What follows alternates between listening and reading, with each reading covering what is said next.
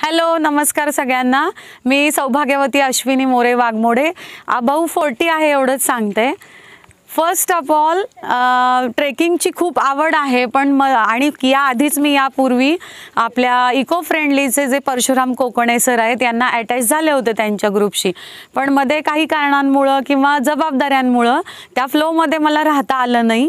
आता पुन्हा एकदा मी चांगली सुरुवात केलेली आहे आणि या सुरुवातीला या आवाहनाला माझ्या घरापासून, माझ्या शाळेपासून, माझ्या मैत्रिणींपासून सुरुवात झालेली आहे। त्या सगळ्या आनंदाने याच्यामध्ये सहभागी झाल्या।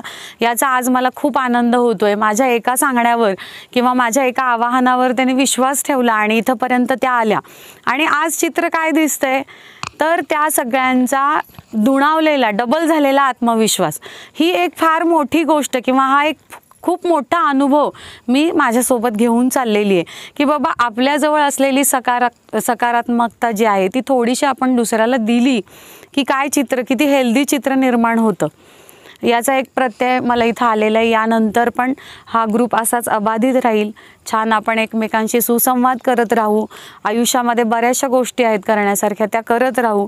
त्यापैकी आत्ता सगळ्याच जणांनी सांगितलं की गड किल्ले सर करणं किती महत्त्वाचं आहे। तर त्या दृष्टीनं मला आणखी त्यामध्ये डीप जाऊन असं सांगायचं आहे की इतकं आपण आजूबाजूला बघितलं पाहिजे। आता 10वी आणि 12वीच्या विद्यार्थिनींनी तर किंवा विद्यार्थ्यांनी सुद्धा भौगोलिक दृष्टिकोनातून झाडांचा बदलता प्रकार सुद्धा बघितला पाहिजे। बघा आपलं सोलापूर सारखं क्षेत्र हे ऊस क्षेत्राचं ढाले क्षेत्र समजलं जातं, पण जसं आपण सोलापूरची बाउंड्री ओलांडून येतो तसं झाडांचा प्रकार बदलतो। मोठ्या पानाची झाडं, इथं तुम्हाला सागाची झाडं आम्हाला इथं देवकुंड परिसरामध्ये दिसली। देवकुंडची रचना जर तुम्ही बघितली तर ती सुद्धा उल्कापाताने निर्माण झाली असं एक माझं निरीक्षण आहे। ते बरोबर आहे की नाही काही दिवसांनी ठरेल अभ्यासाने। तर एक मध्ये काय म्हणायचं त्याला, एक मोठा असा एक त्याला हे मिळालेलं आहे त्या पाण्याला, भूमिगत पाणी जे आहे ते तिथून बाहेर आलेलं आहे आणि ते पाणी त्या संपूर्ण डोंगरातून अनेक ठिकाणाहून पाझरत होतं। म्हणजे ते थोडासा अभ्यासाचा तो भाग आहे। त्यानंतर तिकोणा किल्ल्याच्या बाबतीत सुद्धा किल्ल्यांमध्ये सुद्धा बरेचसे प्रकार आहेत। भुईकोट किल्ला वेगळा असतो, त्यानंतर निरीक्षणासाठी असलेला किल्ला म्हणजे बाले किल्ला वेगळा असतो, डोंगर किल्ला वेगळा असतो, सागरी किल्ले वेगळे असतात। तर हे मुलांनी अभ्यासलं पाहिजे। देवटाकं की प्रत्येक किल्ल्यावरती देवटाकं असतं, त्याला देवटाकं असंच का म्हणलेलं आहे? देवराई असते, प्रत्येक किल्ल्यावरती देवराई असते, त्याला अशीच नावं का ठेवलेली आहेत याचा अभ्यास विद्यार्थ्यांनी केला पाहिजे। एकंदरीत या सगळ्याचं संरक्षण व्हावं, एक श्रद्धायुक्त भीती असावी आणि ही देवटाकं हे टिकवलं जावं। आता या देवटाकांमध्ये पाणी कुठून येतं, कुठून येत असेल पाणी, हा सुद्धा इतका चिकित्सेचा भाग आहे। तर विद्यार्थ्यांनी काय केलं पाहिजे, या गोष्टीचा सतत अभ्यास केला पाहिजे आणि हे करायचं असेल तर आपलं नेहमीचं जे काही आपले क्षेत्र आहे ते सोडून तर एक थोडंसं एक बाउंड्री क्रॉस करून निसर्गाच्या सानिध्यामध्ये आपण आलं पाहिजे असं मला वाटतं। शेवटी एवढंच सांगते की यापुढं सुद्धा निरीक्षण करत राहा।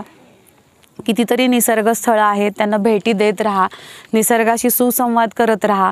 जिथं जाल तिथं स्वच्छता ठेवा आणि सगळ्यांनी पर्यावरणाची साथ द्या।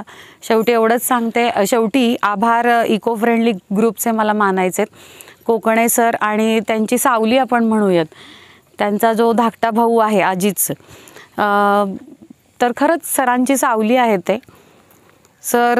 जिथं जिथं सर आहे तिथं ते पण आहेत आणि एवढ्या सगळ्या महिलांचा आत्मविश्वास धुणावत राहणं, सगळ्यांना प्रोत्साहन देत राहणं हे काही सोपी गोष्ट नाही आहे। हे दोघांनी मनापासून केलेलं आहे। इको फ्रेंडली ग्रुपच्या माध्यमातून त्यांनी तयार केलेला, कोकणे सरांनी तयार केलेला त्यांचा शिष्य इथं महेंद्र पण आज आलेला आहे, त्याचं पण खूप कौतुक आहे। त्याची एनर्जी पण यापूर्वी आम्ही पाहिलेली आहे।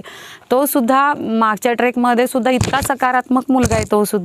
तो सगळ्या महिलांना नेहमी सहकार्य करणं, त्यांना प्रोत्साहन, मोटिवेशन ज्याला म्हणतात। कारण आत्मविश्वास हा भाग असा आहे की तो खचला ना संपलं, माणूस मग खालच्या पायरीवर तिथंच म्हणतो की नाही आता मला येणं होणार, पण तो दुणावणं खूप मोठी गोष्ट आहे ही आणि ते काम हे लोक करतात। त्यामुळे मी शेवटी त्यांचे खूप मनापासून आभार मानते। असे छोटे छोटे ट्रेक त्यांनी यापुढेही आमच्यासाठी आयोजित करावेत अशी विनंती मी त्यांना करते।